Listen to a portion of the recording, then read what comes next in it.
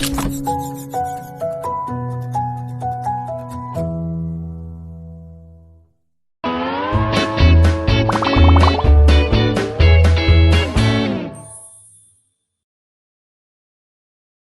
back, everybody. Good to see you again. In the last video, we talked about how flow has these three characteristics. In this video, I want to talk about when you're most likely to experience flow. Imagine, one more time, that you're playing tennis against somebody.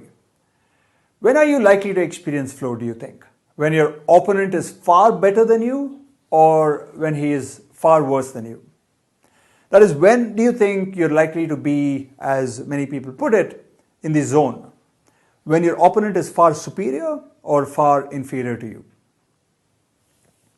Well, as it turns out, you're not likely to experience flow when your opponent is far better or far worse.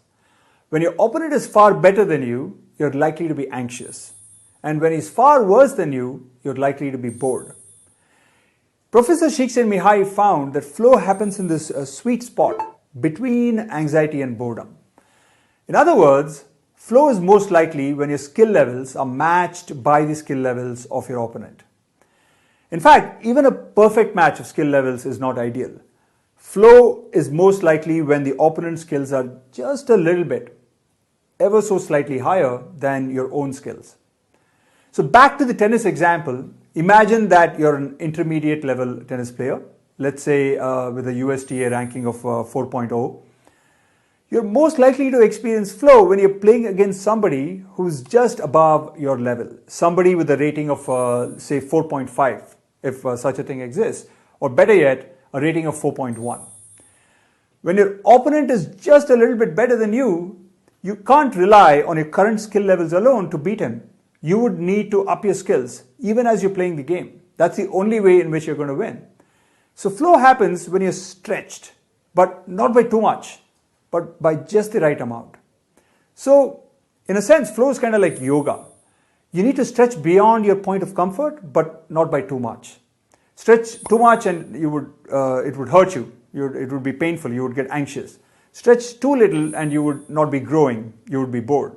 What this means is, so long as you're able to put yourself in a situation where your current skill levels match the skill levels required of you, or actually are stretched a little bit by the skill levels required, you will experience flow.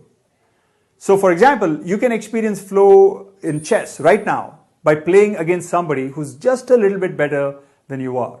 Or you can experience flow in crossword or Sudoku or playing the violin, what have you, by doing something that's just beyond your current capabilities.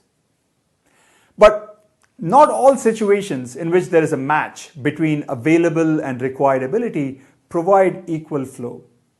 Flow experiences at the bottom left-hand corner of the figure on your screen, in which a low level of available ability is matched by an equally low level of required ability, will not be as absorbing as those at the top right corner, in which both available and required abilities are very high. To understand why, let's go back to the tennis court one last time. Imagine that you're a beginner playing against another beginner. Given your low skill levels, you and your partner will probably hit the ball out of the court far too often for flow to last. So whatever flow you experience will be disrupted by long intervals of non-flow when you're picking up the ball at the net or retrieving it from outside the court. Compare that to a situation in which both you and your opponent are expert players. Now we're really talking, right? At this high skill level, you're likely to sustain flow for much longer durations. Your rallies, for example, are likely to last several seconds, and in the course of these rallies, you're likely to feel quite stretched. At really high exalted levels of flow, I'm talking here of the level at which, say, Djokovic and Federer experience when they play against each other, your flow would be so intense that it would even draw the people watching you into your orbit. I think people who get to experience these really high levels of flow are really lucky. They no longer have doubts about what their purpose in life is. They know that their purpose is to nurture the talent that enables them to experience this flow.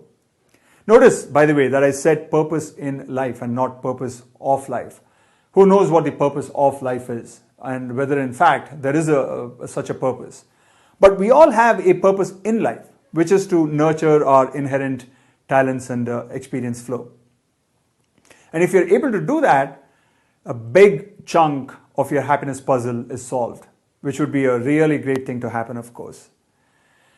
So, to step back, so far I've talked about the characteristics of flow, and I've also talked about when, that is the conditions under which we are most likely to experience flow. In the next video, I'm going to talk about why flow experiences enhance our happiness levels. Till then, bye-bye.